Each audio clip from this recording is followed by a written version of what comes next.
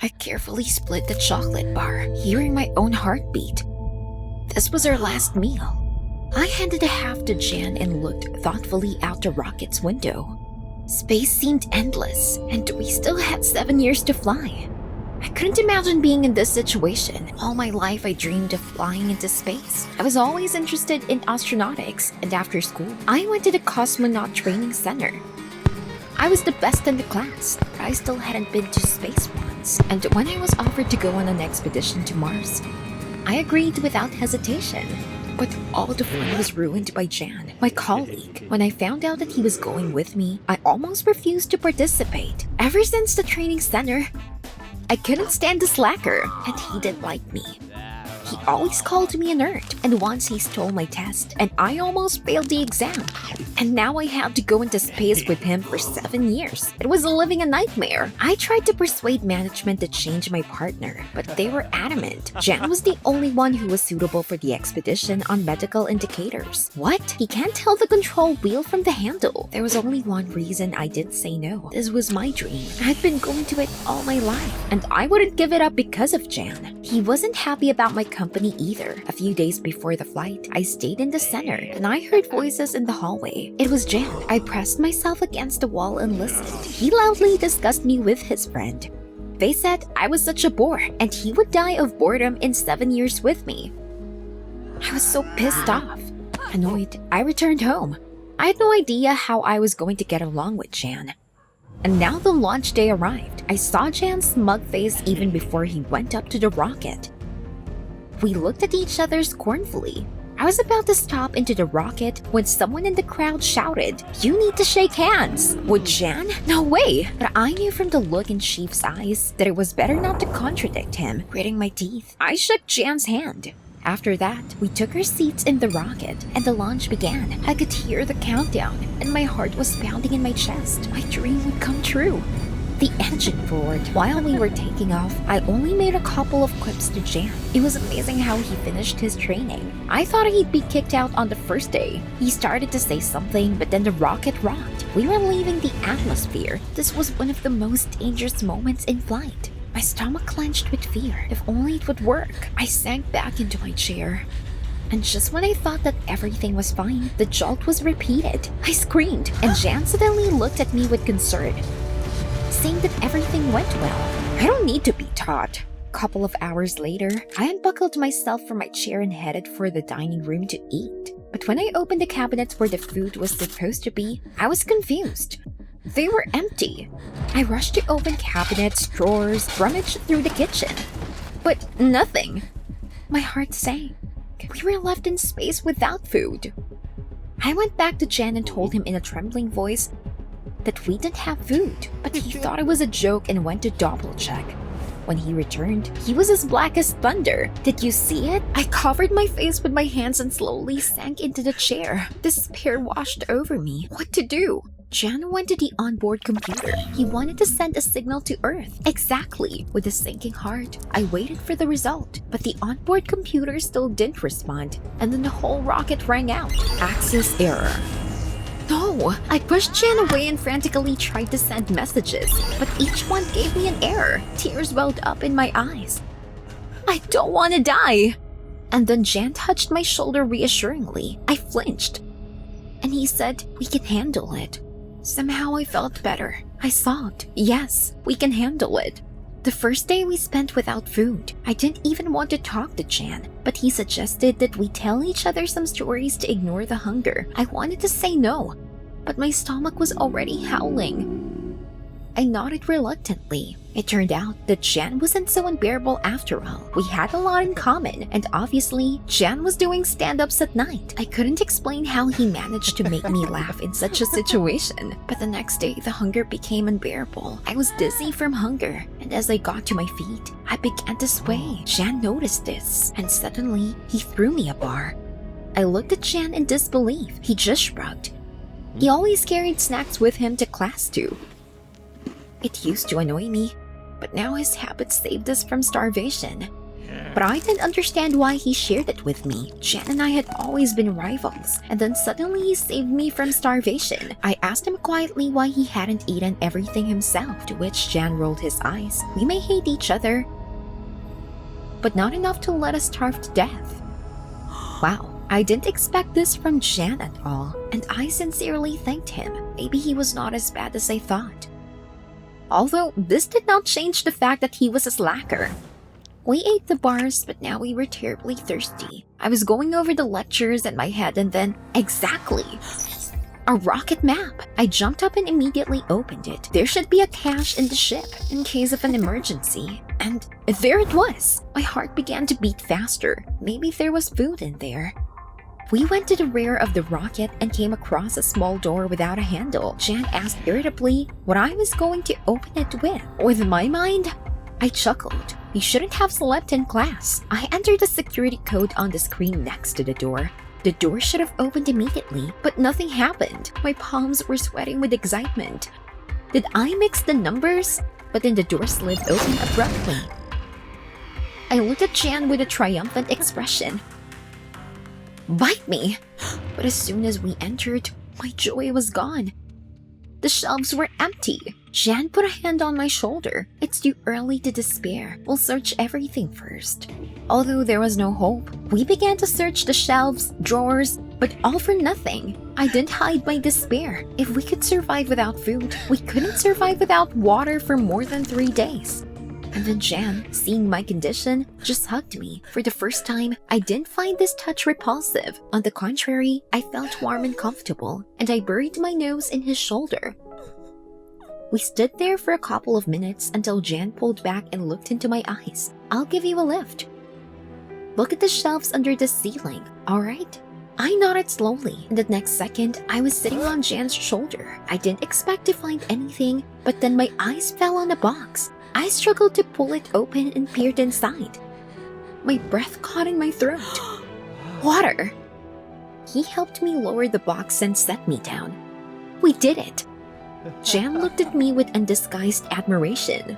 He said softly that he knew I could handle it. I looked away, embarrassed. I got an A in my studies not for nothing. We immediately took a drink of water and just relaxed. As the rocket suddenly started shaking, we ran back to the computer in a panic, and then I shivered. Asteroids were coming at us. I frantically tried to remember something from class, but my head was empty. I stood there, frozen. Then Jan pushed me away and took the wheel firmly. Everything was shaking, but Jan didn't seem to notice. He maneuvered so fast that I gasped in admiration. Soon, we flew around all the meteorites. The danger was over. Jan leaned back in his chair. It was like he played a computer game. I was amazed at him. Jan raised his eyebrows and asked, a little surprised, why I was frozen. I swallowed. It's just that I always thought you were a nerd, but now you were great. And suddenly Jan laughed. He always thought I was a nerd, but as it turned out, I was a fun and smart girl, and I couldn't help but smile. We sat on the floor and talked for a long time, and I didn't even notice that I fell asleep on Jan's shoulder. From fatigue and malnutrition, according to Jan, I slept for about 16 hours, and when I woke up, I saw that Jan was carrying me a pack of chips. Such a breakfast in bed. It touched me. Jan was so cute. We didn't run out of topics for communication. We discussed rockets, space, music, and art. All these days, I was never bored with him. Jan joked endlessly and made me laugh. With him, I felt protected. Stop!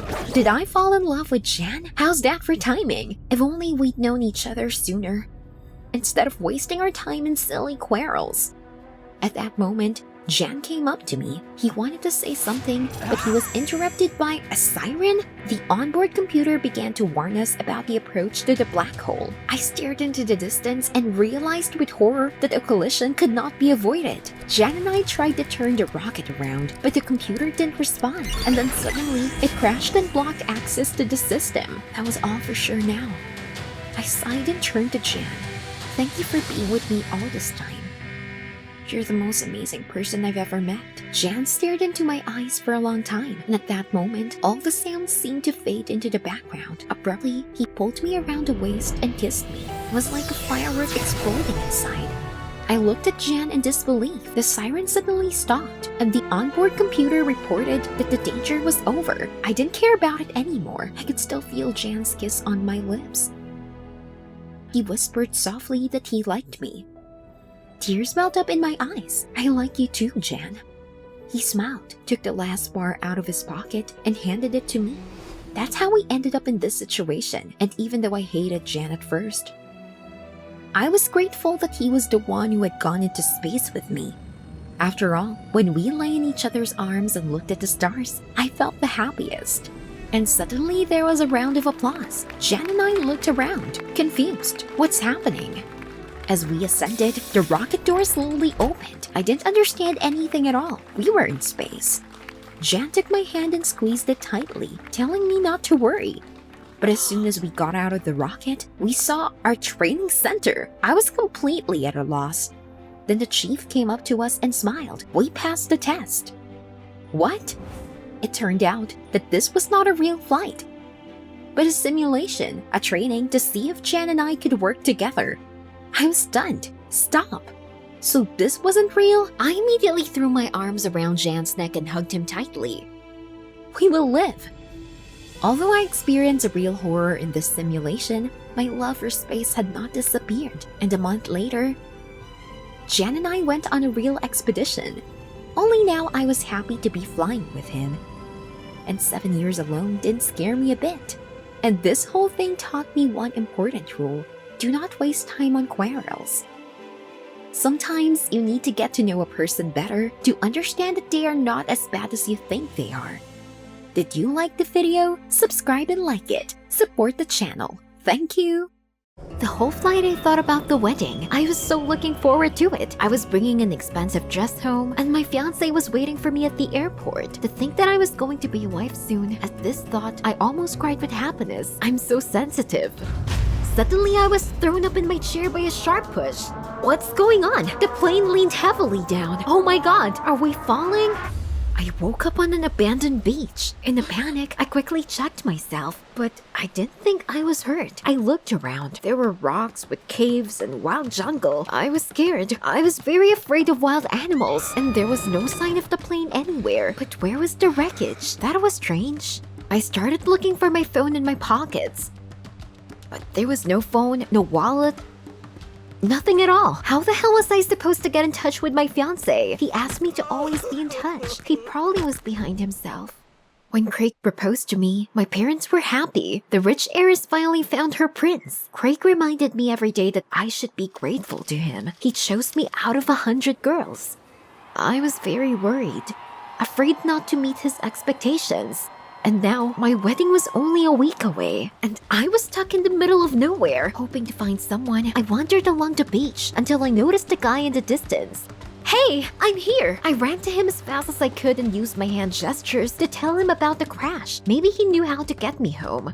The guy did not seem to understand me very much and only asked in broken English if such a beauty had a groom. Clearly, he was just trying to pick me up. Fortunately, a girl was passing by. She said a few choice words to him and he fell behind. And he's right, you're very beautiful, the girl suddenly said. Come on, I was not even wearing makeup. And Craig wouldn't let me leave the house without makeup. The girl replied that the local guys did not care. There were only 10 girls on the whole island. The others had long since left here. I asked the girl how I could get to civilization. She replied that there was no communication, no police, and only a boatman could take me to the mainland. I was already overjoyed, but then she added that it was worth a fortune. The boatman believes that anyone who wants to leave will find the money. Hell, I don't have a dime in my pocket. What should I do? I was used to living in prosperity and had never worked in my life, but it seemed that I had to do it in this backwater. A group of as many as 6 guys was walking towards us. One of them said something to us. What else did this one want? The girl chuckled, saying that they had a sore point here. The guy would have given anything to pick us up. Are you sure? We're in short supply here. Yeah, there were so few girls here that the guys had one thing on their mind. And then it hit me. What if I opened a course on seduction of women on the island? After all, Craig made me go to women's training. I remembered how they were arranged, and I would make them even cooler. And with the payment of these courses, I could quickly earn money and get out of here. But lecturing on the beach wasn't a big deal. What would the natives think of me? I looked around in confusion. All the bungalows were occupied, but then my eyes fell on the caves. That's right, I saw them on the beach. In one of them, I could conduct classes and at the same time, spend the night there. I needed advertising. I begged the locals for paint and paper, but they brought crushed berries and sheets of papyrus. I drew couples holding hands on them and pasted them all over the island. I hope that the locals will catch the essence and still come to my training. A few hours passed, and I got nervous. Really? No one would come? But then a guy came into the cave. He spoke surprisingly good English and said his name was Rich. He said that, like everyone else, he wanted to learn how to seduce girls and wanted a week of individual lessons. Cool, I could just save up for a boatman and leave. But then Rich added that he needed not just a course on seducing girls, but a course on seducing me. That's where I was really shocked. Whoa. Take it easy, man. I was about to slap him when I saw a bunch of guys heading for my cave. Yeah. My ad worked. I told Rich to get lost. I actually had a fiancé and we were getting married in a week. Rich threw up his hands and left, saying that if I changed my mind, I could find him at the local market. He sold boards for surfing there. I switched to my lesson on seduction. I had drawings of lovers in my arsenal, hearts, a couple of English words that no one seemed to understand, and gestures. I was terribly embarrassed to use them. As a result, the local machos made fun of me, loudly discussing something. The guys left, leaving me with nothing. Well, let them go. Suddenly my stomach rumbled. God, I hadn't eaten in 24 hours. I went back to the bungalow and begged for food from the locals, but everyone refused me. Heck. I saw a couple of stalls nearby. Rich was standing behind one of them, grinning at me. You got it. Trying to maintain my pride, I approached Rich and told him I was ready to start training right now. The first task was to feed me a delicious dinner. Rich said he'd surprise me no problem, but I'd have to blindfold me. Well, I was intrigued. Do it quickly. A few minutes later, I heard the sound of waves and felt the water under my feet. What was happening? Then Rich pulled off my blindfold and I saw that we were on board in the open ocean. To hell the dinner! I was going to drown here, but Rich supported me and gradually, I liked to balance on the waves. Then I remembered my fiancé. Craig considered any extreme a childish nonsense. In the meantime, Rich deftly fished out some fish with a harpoon, and we returned to the shore. There, he quickly fried the fish on the coals with some herbs. I tried it and was stunned. I hadn't eaten that even in restaurants. But I decided not to show Rich my delight. I thanked him dryly and said goodbye. Let him not delude himself. It was already dark, and I went to the cave for the night. But at night, I woke up from the fact that I was literally drowning in the water. A terrible tropical rainstorm began and the cave was flooded. I ran out of it to find cover, but I couldn't see anything. I soon realized that I had wandered into the jungle. Drenched to the skin, I waded through the tropics. Finally, the rain stopped and I could rest. I sat down in the grass, exhausted, when something moved beneath me. I looked down and saw a snake nest. Ah!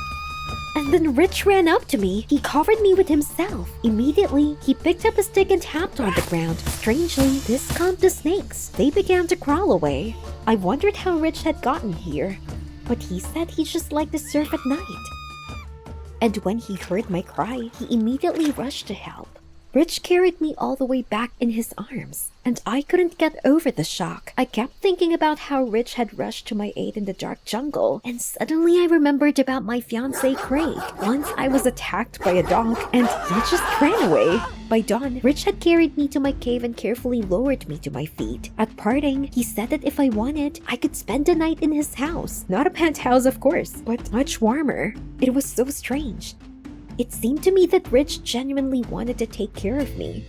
Wait, what are you thinking? You have to pull yourself together. The groom is waiting for you. For the rest of the week, I tried not to get too close to Rich. I just lectured him. I was afraid that I would fall under his spell again. And I could not forget about the wedding. So one evening, I decided to check how much I had saved.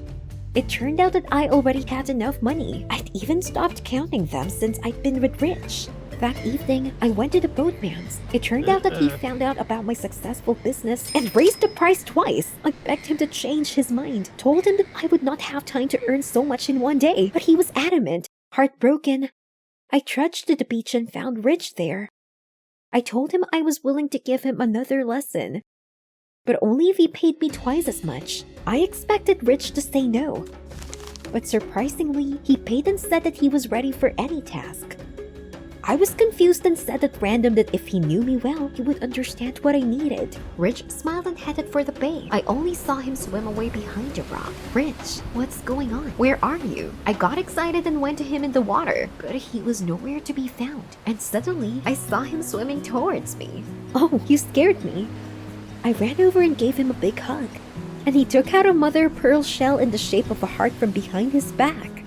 Rich whispered that he had found it at the bottom of the ocean and took my hand. He said he would be happy to see me every day. I blushed in surprise and didn't know how to answer. So I just broke out and ran away. I didn't sleep a wink all night. I thought about Rich and how good it felt to be around him, but he was a savage. I had to marry Craig tomorrow. It was the right thing for me to do. So in the morning, I paid the boatman to leave this island for good. And by noon, I was at the airport. How strange it was to be back in civilization. The people around me were so serious. I even started to miss the wildlife on the island a little. I called Craig from the airport, but the receptionist answered. He bought me a ticket because Craig was busy trying on a suit. A few hours later, I was home and I tried not to think about Rich and how good it felt to be around him. The guests were already gathered on the porch when I finally saw Craig. But when Craig looked at me, he was furious. He said that I had no right to disappear for a whole week without warning, and that I looked terrible. I started to tell Craig about the crash, but he didn't hear me out. He rudely demanded to clean up and prepare for the ceremony. He didn't care where I was. As long as we looked good in the photos today, I broke down and burst into tears. So it wasn't me that Craig was worried about all this time, just their status. I reached into my pocket for my handkerchief and felt something. Rich's shell. I felt like I was being stabbed. I rushed to my room and took my savings for honeymoon. Then I ran out of the house, hurry up to the airport. There, I bought a return ticket, and by the evening I was back on the island. I looked everywhere for Rich, but he disappeared in the thin air. And then I looked out at the ocean. In the sunset light, Rich was floating towards me on a board. I ran to meet him and we hugged in the water. Then I realized that Rich had finally achieved his goal. I really fell in love.